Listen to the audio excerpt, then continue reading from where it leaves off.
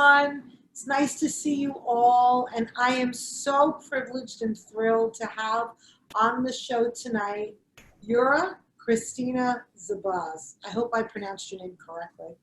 And Yura is a lawyer and a partner at Wilson Elson and is co-chair of the firm's intellectual property practice. She's also on the board of the Mentor Project and is also a mentor. Welcome, Yura. Well, thank you. It's so great to be in conversation with you today. And your story is so interesting. You know, I was thinking about where we should start, and I think we should start with telling everyone a bit about what you do right now, because I find it really fascinating, because most people don't really know what like intellectual property is. So if you could start with that in terms of, tell us about what you're actually doing right now. Okay, I'm not going to go into too much detail because I don't want to bore everybody, and then you can always ask me more questions. But intellectual property is an area of law that focuses on copyrights, trademarks, and patents. Like, for instance, copyrights is the image we have right now on the internet. Those are copyrights. Trademarks are the brands. Patents, everyone knows, are inventions. So I'm a litigator, but I do transactional work.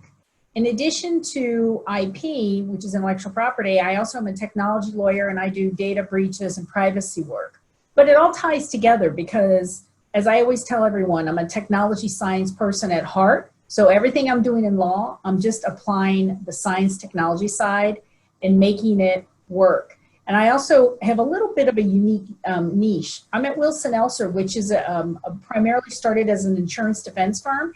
And I do get I work a lot with insurance companies and IP, defending their insureds, which is, again, unusual because people think that such things aren't insured. You know, right now you hear a lot about COVID and insurance coverage and business interruption. It's a complex area, but that's kind of the niche space I selected because I kind of had to work my way up to get where I am today. And I tried to be a little unique, and I found a little niche for myself.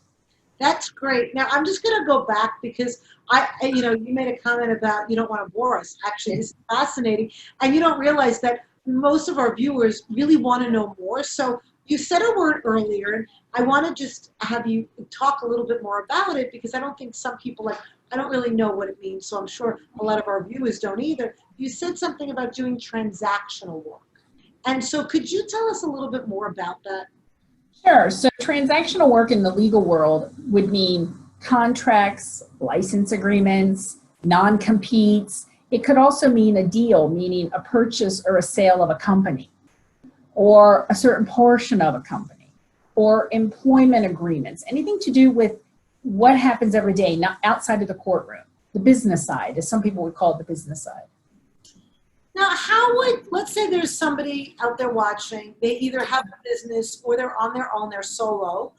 How would they know that they need to get that they should consider this type of property insurance, or how would they determine that? What's some of the things where they go, you should watch for this because you might want to get the services of a property lawyer?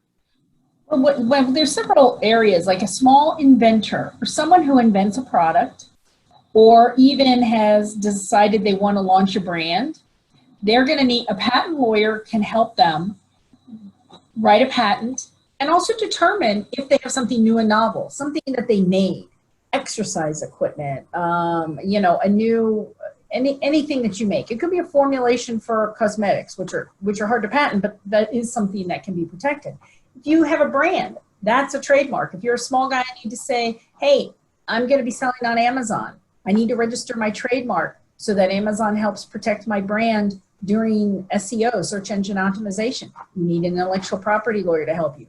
Copyrights, basically, anybody who has a website can get hit with images unauthorized for the copyright. So that would be covered. So a small business person would need an intellectual property lawyer. And then as far as insurance, while it's expensive and seems prohibitive, it is probably, if you're in a space that's competitive and you may get sued, or you're wondering if what you're doing is okay, or are you going to get in trouble on the internet for using an image, buying insurance is very important. I mean, people don't realize, they underestimate how it can save them in the end. And I'd say insurance is much more complicated to purchase than you think. Not all policies are the same. That's all. So it's interesting because I know there's a lot of talk about people having intellectual property, right? Mm-hmm. So come up with an idea.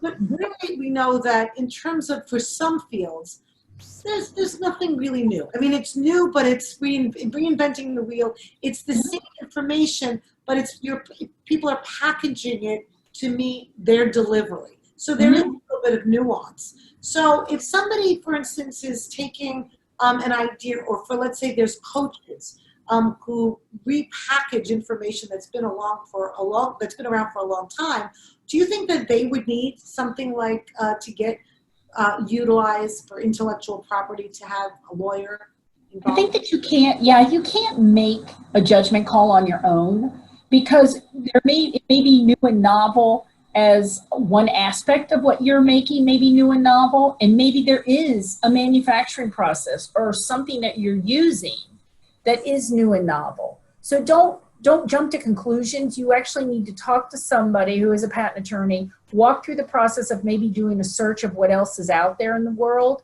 because there are databases that you can retain someone to search.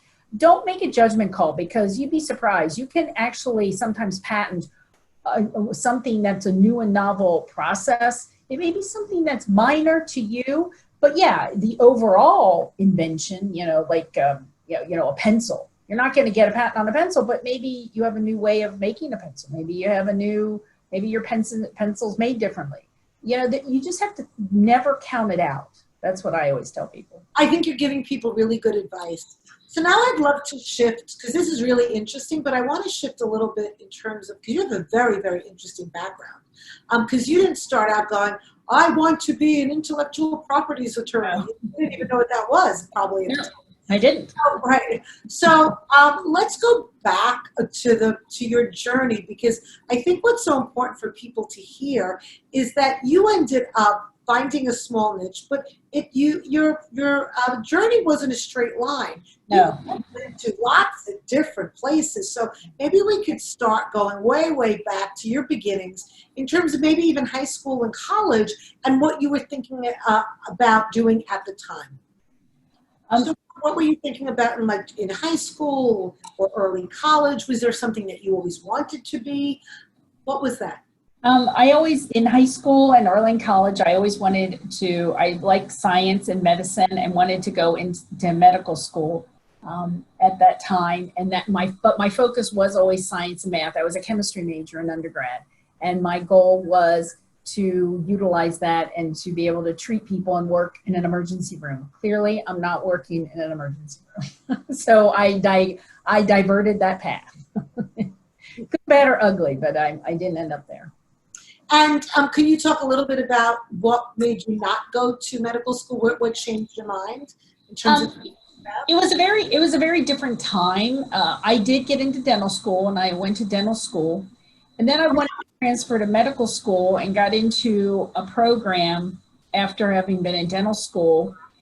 The downside was, at that time, I was a first generation, my family's from Lithuania, my parents are. And so I was not in a position to just go out and borrow money and follow my dream, unfortunately. I had to seriously think about the cost of borrowing money to go to medical school. So while I really wanted to do it, it was highly competitive, and the amount of money that was involved to borrow seemed in those days astronomical. Now you see people borrowing it, but it was always, you're going to end up starting your life in a debt load that you'll never get out of, was the advice that my father gave me. He says, you don't realize, because they came over during World War II. My mother did too. They said, you'll never get on your feet. You're always going to be the underdog, and you're never going to get there. So at that point, it was tough, because that was my dream. But I had gone off and I did some research with alpha interferon. I did some of the first research with the Cancer Society, and we established these markers that are now used every day. I did research. I continued taking some pharmacology classes, and then literally on a whim, somebody said to me, why don't you go to law school? I'm like, why? I hate to write. This is exactly what I said. So I said, oh God, I hate to write. I'm a math person. I like numbers. So it was literally a friend of mine who I was skiing with one day. And then literally the next day I signed up and went and took the LSATs. I didn't even know what they were when I sat down. You know, now I hear kids, they're studying, taking courses. I'm like, oh, I sat down and took the test. And then I was in Ohio then because I had grown up in Ohio. And then I came back to Ohio for grad school. And I went ahead and started law school. And I had no idea what was involved, the reading, the writing. And it was interesting, during my courses at law school, I found that all the analytical courses, which are more how my brain thinks, because I'm a math and analytical person, were a lot easier for me than like real property law, which was, you know, from the 1800s. I'm like, really? From the 1800s? I mean, that's how I used to think when I was young. I'm like, what? Who cares about the 1800s? So that's literally how I sort of stumbled to law school. This was not a dream. No one in my family is a lawyer. No one in my family thought about being a lawyer. They were all science people, you know, all technology, science, analytical people. So I guess you did pretty good on the LSATs with that study. You know what? I don't know. Everything was different then. I did okay. I went to a school in Ohio, you know, just like. And that's where you grew up, right? Was in Ohio? Yeah. Mm-hmm. So that's so interesting. So here you were, your dream was to go to medical school. You went to dental school. Mm-hmm. You didn't want to become a dentist, I'm assuming, because otherwise. No. But Yeah. you got the advice from your father who said, you know, at the price of medical school right now, it's really not going to be to your benefit. And so you shifted. And so you found yourself just saying, all right, I'll take the LSAT and see what happens. And then you go to law school. And what happened then in law school? Well, you know what I learned over time, I found some flyers about patent law and using your science background. And when I took the patent bar, it was a very low passage rate, very few patent lawyers. It was still pretty new. So I had taken a summer course at Franklin Pierce Law Center, and I got to work with some very established patent lawyers and people from MIT and Ciba Geigy and some really amazing professors who taught me patent law. And then that's a separate exam. I took the patent bar, and I did that beginning of my third year, I think, in law school. So I was a patent agent before I was a patent bar. So it was self-taught. It was strange at first, but that was something that was unique I could do with my science background and combining it with law. But literally, I learned about it when I was in school. Like, once again, I wasn't out there dreaming about it. It just happened. So, you know, it's interesting because sometimes you hear people, they have this dream, and because they can't make it happen right away, they become deflated and they lose their drive for anything. But you didn't do that. You actually just said, okay, I'm not going to go this route. I'm going to go this route. And then you became more and more successful. What do you think was one of the characteristics or the messages that you got in your life? Or what would you say if somebody was not feeling that way that you were, but what would you want to share with, let's say, a young person who finds out, oh, they're not going to be able to go through this route? What do you think helped you really stay positive to continue in your journey and just have that drive to say, if not this, then I'm going to go here? I think that the hardest thing that I see people, you need to work really hard. Nothing comes easily. You have to work harder than you can imagine. You have to push yourself beyond where you may want to be or where you think you're going to be. And it wasn't always easy. It wasn't an easy decision. And it was a downer, it was a bummer, because I wanted to go do one thing and I knew I never would get there. And there are days when you're like, oh, bummer, but you can't let the world get you down. You have to pick yourself up, use common sense, make it positive, and go out there. The world is tough and things are tough, but you see, if you learn, you educate yourself, and you use common sense, no one will ever take that away from you. And you will always make it. And that's it's such a great important message for right now, because we are living in very difficult times. And, you know, not just psychologically, emotionally, with all the stressors, also from an economic and business opportunity and professional opportunity. Our world is changing, you know, rapidly. Yep. More than ever before. So I think what you're bringing and what you're talking about is so important, really, for anyone at any age where they are in it, because a lot of the professions, people with, for instance, I'm here in New York, and people are losing their restaurants. You know, they don't know if they'll recover. And a lot of people are in other types of business. And we saw throughout this whole pandemic, people really needing manufacturers, needing to shift what they were manufacturing and responding. So I think your message is so important for folks in terms of almost reinventing yourself, you know, and that's what you did. Even though you didn't change from becoming a doctor, but you reinvented yourself in terms of what you saw for yourself, which is really so important. So then you go to law school, you become a patent, you pass the patent bar, and you become this. And so then it sounds like you also brought in the medical piece. How did you get more involved in terms of medical and technology? You know, I actually made sure I maintained my technical expertise by, I would take some night courses, master's level in pharmacology and other areas that I knew were growing at the time. But then I knew, somehow I knew I just had the affinity to do trial work and be an orator, you know, on my feet. And it's really being a people person. So I was out, I got out of school during a tough time. I mean, people think times here are bad. I mean, it was tough. And so I went to get a job, and the federal judge said to me, if you want to be a trial lawyer, you got to try cases. And that means you have to go work somewhere where you get to actually get on your feet and do it. So I was in Franklin County in Ohio, and I got a job at the public defender's office, which is not something that I never had a dream to go into public service. Just people need to realize that. But I do like to win. I like to do a good job. I was fortunate enough in Columbus, Ohio, to work with some of the best trial lawyers ever. They were instrumental in creating new defenses that nobody ever had. There was also a death penalty state. So there was a lot you would learn that was very different. So I spent time there for 4 years, and it was great. The camaraderie, the workload was high. What you learn, it really, really impacted me the rest of my life, and the friends I made and what I learned. And all those skills that you learn, you just keep building on. Those skills, while as public defender, I can still go do criminal work. If the skill sets I have also carry me. But then when I went to New York, I had decided, okay, let me go to New York for 2 years. My sister was living in New Jersey. I said, let me give it a shot and see if I can make it in New York and be a lawyer there. Because everyone always talked about if you can, you know, be a lawyer in New York. I literally didn't know anybody. I got in the car, drove to New York. I said, okay, I'm going to try it. And I ended up getting a paralegal job until I passed the bar, because in those days, again, that was different. And then I got hired by somebody that knew somebody from Ohio originally. It was just, and I was not a big networking person, but people helped me that met me because they saw I would work really hard. And then ultimately I ended up I started doing medical malpractice defense because I had a medical background. That's where I kept going with the trial skills. Again, work was hard to get. And I was fortunate enough to represent some of the top institutions in New York. I mean, the top. And I was lucky because I learned a lot.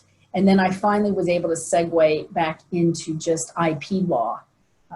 But, you know, because I always had to take care of myself. I had to take care of myself. I had to support myself. I had to increase my skills. And that's what I did. And every step of the way, while I look back and I'm like, oh my God, how did I end up there?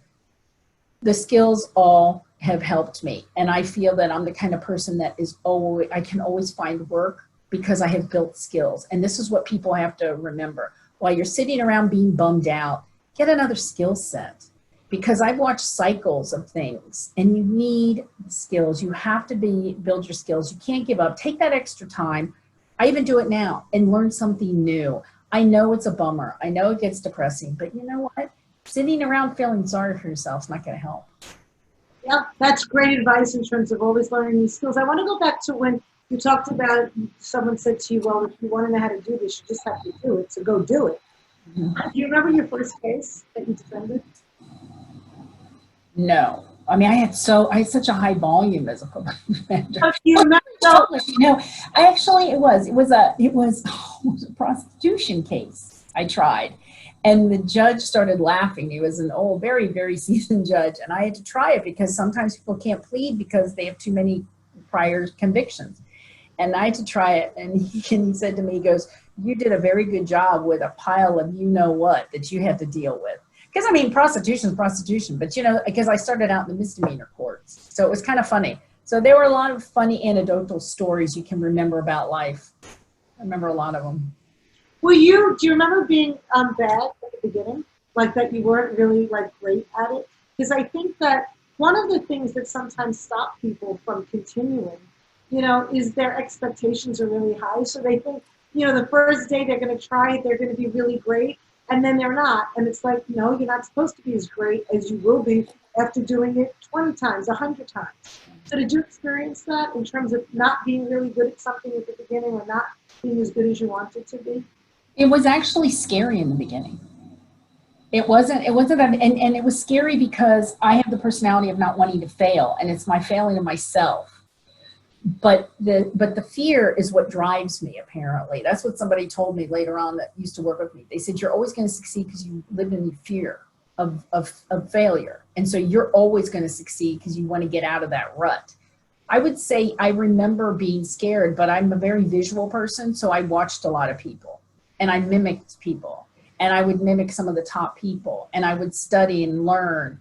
And so I did fine, and I did well in that department. I was well regarded but I spent the time learning and then watching other people. I always watched, and I always wanted people to teach me.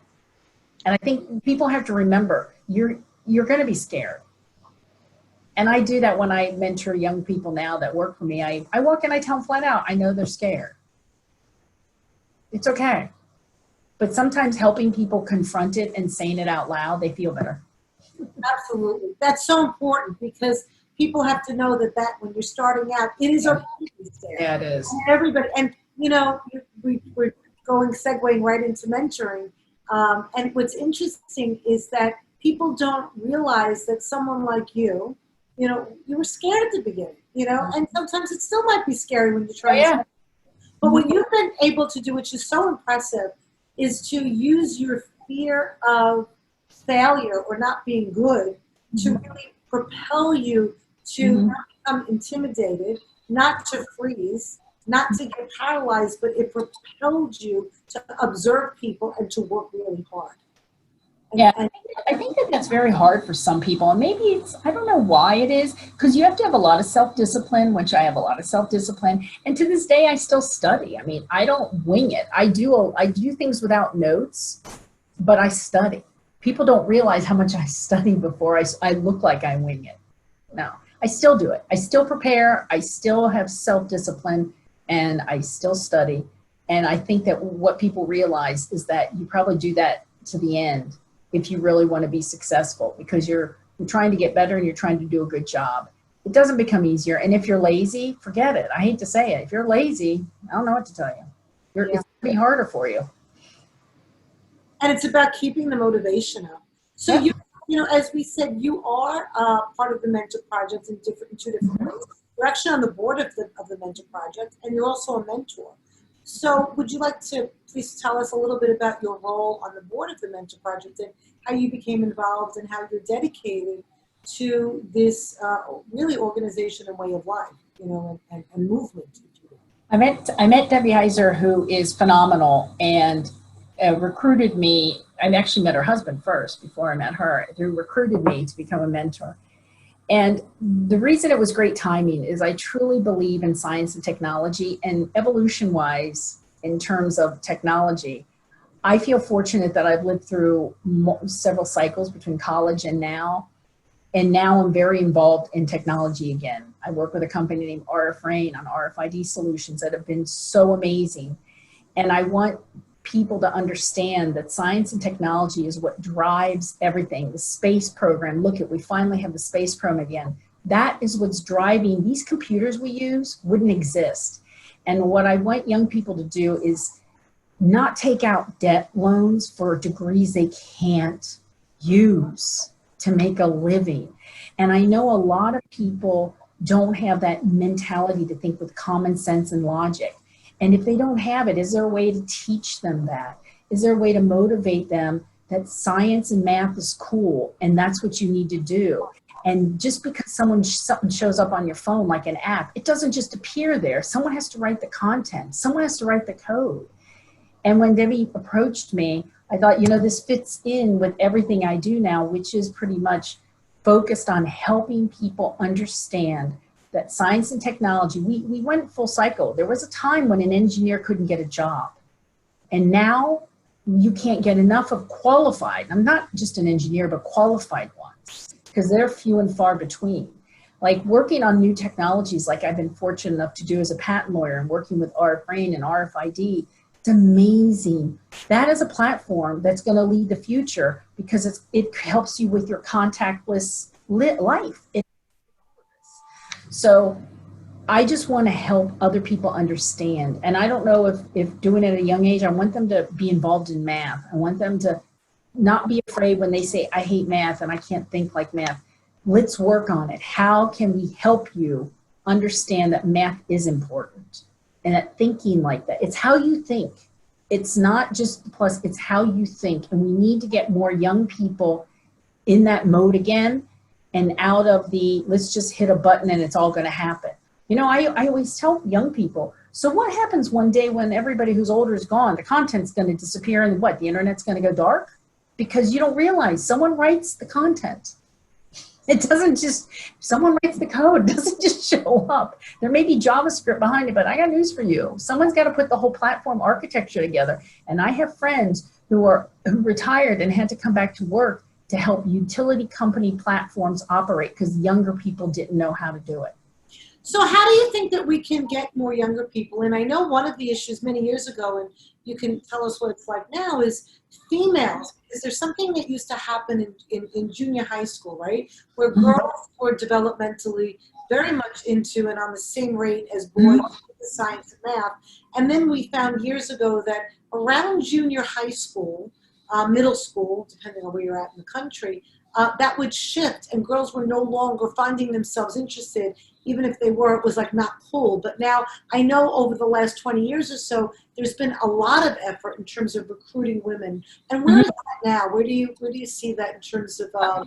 I'd say for grad school, yeah, for grad school it remains high for science. I mean, that's why the medical school and stuff, it's still half women. I would say that the real problem becomes in the hiring. Engineers on a lower level, no, because Silicon Valley has a whole women's movement. And they do a lot of women's programs to encourage women to come into it. Sometimes you wonder, is it because their parents don't encourage it? I don't know. Do their parents encourage them to go into something that's less difficult? Because sometimes those math and the calculus courses, they're difficult. So you have to be the kind of person who wants to slave through it sometimes, even if it's hard. And I think that just having more women talk, I mean, I mentor at as much as I can on the university level, like at Tulane, I'm on the engineering and School of Engineering board, advisory board there. And it's also the same thing. We're trying to always help get the women in there and the girls to think it's okay and that, suffering through is going to be okay. I don't know why there's less of them that may in the end be in the workforce, but I think it's improving. I just think sometimes the hiring in certain cities is tougher. That's just what it is, I don't think there's a one. In terms of that they're not hiring women, they're hiring more men. Yeah, and you know what, and I can't tell you why it's like that because even at the trial court level, they still talk about it for lawyers. Why are there so few female trial lawyers in federal court? I have no idea. Why is that? That's something interesting. Somebody out there listening to this can do some research. I think that's the same problem. You'll see the statistics, and I'm like, wow, we're still living with that same statistic. So I can't tell you what the answer is. I think that just in general, people have to accept that A, it's cool, it's okay, and even if it's hard, give it a shot, and maybe at a younger age to get more kids to realize that they need to work at math. I mean, why in certain cultures do you have more kids that take math and science courses than we do here? Right. Yeah. Well, I think that, the more people like you talk to our young people and they realize that it is cool, right? Because you're a cool person. And look what you're doing. So, I'm just thinking if they're like young people or even college level people, they don't know what's out there. Right? So maybe you can talk a little bit about what are some of the opportunities. So if somebody's sitting out there saying, okay, I'm good in math, I'm good in technology, I'm good in science, you know, we know that there's doctors, we know there's the ones that are popular, but what other jobs or positions are out there that they may not be aware of that they can actually go into? It's interesting with science and technology, if you're good at it, even something as basic as a tech company needs people good in sales. People good in sales and technology have to be engineers or people who understand technology. They have to be able to explain it. People don't realize, they think, oh, I go into sales. You really need a good salesperson, and they're hard to find in the tech companies. Tech companies will tell you, software, hardware, all of them. You have to understand it. So if you're a people person who likes to be out and about and you have a science background and understand it, there you go. That's an opportunity that you didn't even think of, you know, and it's going to be fun. You're going to be working with fun people with technology. You're going to go to different conferences and see all the latest, greatest innovations. I think that people need to realize that. Also, you look at things like, if you're a tech person, Disney. You think Disney doesn't operate on pure technology now? Of course it does. You know, it's great if you want to be the singing, dancing caricature, but if you're not that talented to be singing and dancing, there's a lot of behind the scene jobs for people who have to run. Their entire system is run with technology. And it's not just a few people, it's a lot of people. Look at 100,000 people to get SpaceX off the ground. Wow, was it 100,000? So impressed. I don't know if anyone watched when they did the landing international, that woman who was leading the charge. She was so impressive and she was speaking so clearly. So that should motivate young girls to say, hey, if you're good at this, look at what you can be involved in. I mean, these are just, you know, if you're a lawyer or a pharmacist, if you want to work in a law firm or even an accounting firm, you can use a tech background. They all need people who can think with that right background. You know, I think of other jobs, marketing companies need people, PR companies, everybody is happy to have somebody with a science and technology background involved in all different sectors of life. And I think that people can't think that there's just certain career paths. You're going to find a lot of career paths if you first get the content behind you. Really learn the math, the content first. That's so important. So for parents watching, what would you advise them in terms of, let's say they're not into the sciences and they're not doing technology, but how can they advise their children, their daughters, their sons to go into technology? What would you want for them to know? Well, there are outside of school programs, extra ones that can help the kids learn. There's Mathnasium. Mathnasium is an outside of the school program, and they'll be around other kids who are learning more in math, and it's really how you think. Again, always remember it's how you think. It's not just doing the math, it's how you think. So they probably would have to encourage their kids to go into these after school programs or additional programs that aren't just going to what you have for classroom work may not be enough. And that'll give you exposure and also help you get stronger skills, because some of the math programs and the way they teach math is a little bit non-traditional now. So you need to go back to the traditional sometimes. And I know the Mentor Project is going into schools as well. Yes. Trying to get this information and instruction actually into the school systems, Yeah. as an adjunct to the material that they already are teaching. And it's well received. Yeah, and it's well received because the schools know, the parents, the schools know that this is important.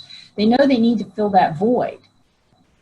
And I think that's why I think all these the Mentor Project and any of the programs where, you know, university age students want to learn and they want mentors in the workplace, they want people that have already alumni graduated, all these are welcome programs now for that reason.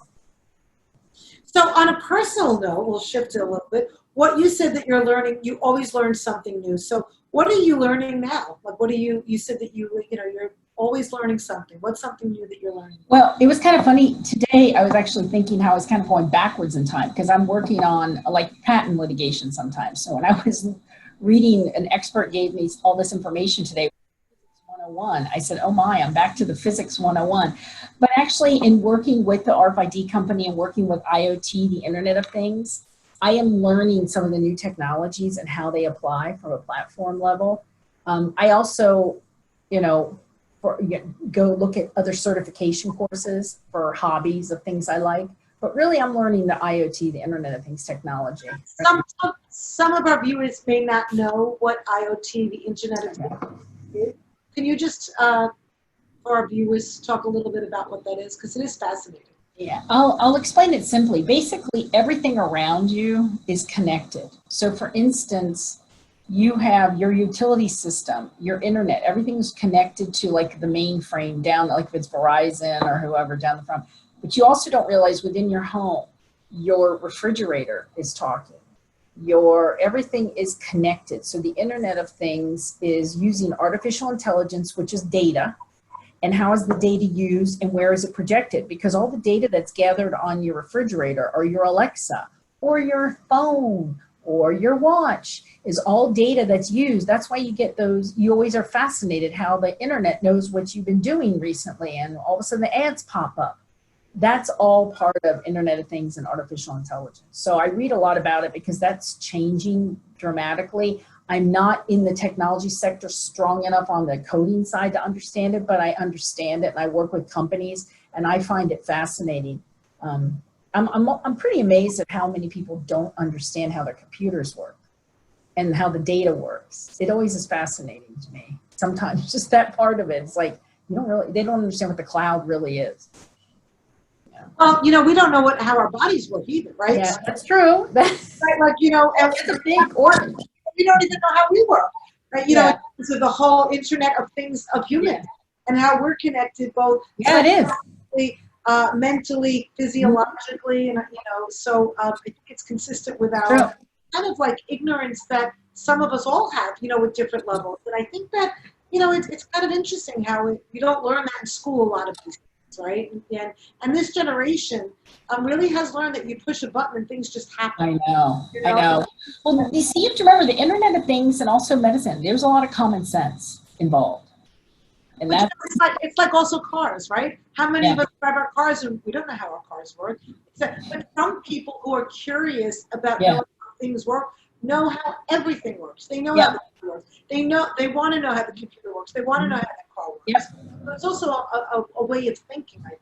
Right? It is. That's what I'm saying. How you think and how you learn to think is crucial. Right. Because it applies to everything, really. Right? So the way you think I totally agree. Yeah.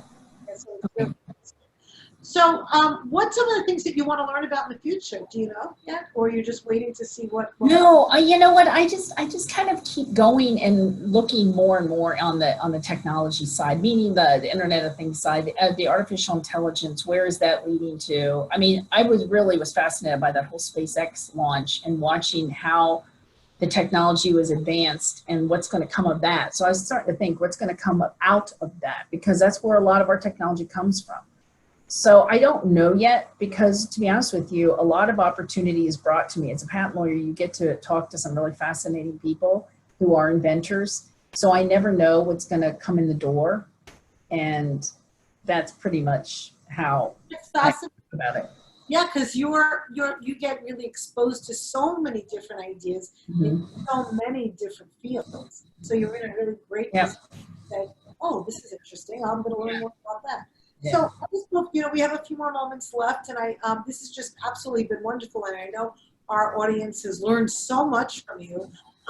Just going back to the whole mentoring, what would you like to tell young people? Really, I heard some themes, in terms of work really hard, but I want to open it up for you again to just say, so what do you want to tell the young people out there that might be important as they go from thinking about what they want to do to looking at the world right now, which is, a really scary place for a lot of us?